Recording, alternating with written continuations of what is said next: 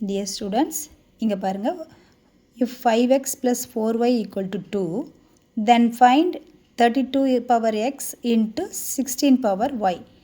இந்த சம்க்கு நம்ம answer find out பண்ணணும். ஓகேவா? இதில் 5x plus 4y equal to 2னு ஒரு லீனியர் ஈக்குவேஷனும் கொடுத்துருக்கீங்க.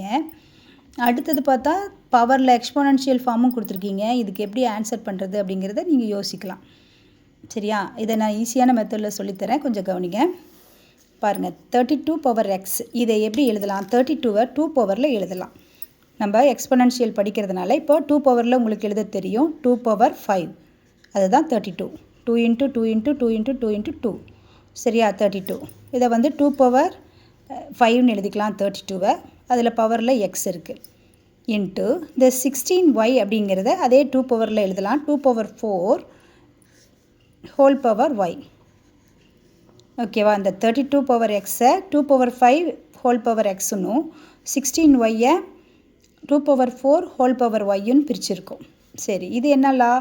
இது வந்து பவர் லா, அடுக்கு விதி. அடுக்கு விதியாக இருந்தால் என்ன பண்ணணும்? அடுக்குகளை பெருக்கிக்கணும். அப்போ 2 பவர் 5 இன்ட்டு எக்ஸு 5x. ஓகேவா? அடுத்தது இதுவும் பவர் லாவில் இருக்கிறதுனால பவரை நம்ம என்ன பண்ணிக்கணும்? 4 இன்ட்டு ஒய்ன்னு மல்டிப்ளை பண்ணிக்கலாம். அப்போ 2 பவர் 4 இன்ட்டு ஒய் 4y. இப்போ இது என்னெல்லாம் வருது? 2 power 5x into 2 power 4y. இது வந்து ப்ராடக்ட் லா, பெருக்கல் விதி. பெருக்கல் விதி வந்தால் என்ன பண்ணணும்? அடுக்குகளை கூட்டணும். அதனால் என்ன பண்ணிக்கலாம்? Next step 2 power 5x plus 4y. ஓகேவா? இப்போ இந்த 5x ப்ளஸ் 4y அப்படிங்கிறது எதுக்கு ஈக்குவலாக இருக்குது? 2க்கு ஈக்குவலாக இருக்குது. அப்போ 2 பவர் 2. இப்போ 2 பவர் 2ன்னு என்ன வரும்? 2 இன்ட்டு 2. 2 2s are 4. இப்போ 4 தான் ஆன்சர். ஓகேவா? புரிஞ்சுதா இப்போது? Okay, thank you.